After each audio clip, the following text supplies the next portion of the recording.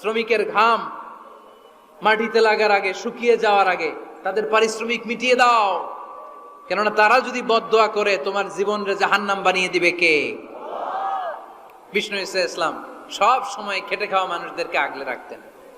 সব সময় শুধু যে ভাষণে মেহনতি মানুষদের সাথে ভালো আচরণ করতে বলতেন, শ্রমিকদের সাথে ভালো আচরণ করতে বলতেন এমনটা নয়, ওনার ব্যক্তিগত জীবন ঘাটলেও দেখা যায় উনি শ্রমিকদের সাথে কেমন আচরণ করেছেন।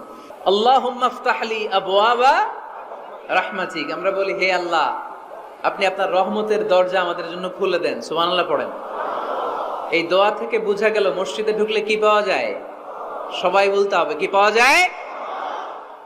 মসজিদে ঢুকলে রহমত পাওয়া যায়, আর মসজিদ থেকে বের হলে রিজিক পাওয়া যায়, ফদল পাওয়া যায়। ফদল, ফদলের আরেক অর্থ হচ্ছে রিজিক। এজন্য মসজিদ থেকে যখন বেরোই কোন পা দিয়ে বেরোই আর কি পড়ি?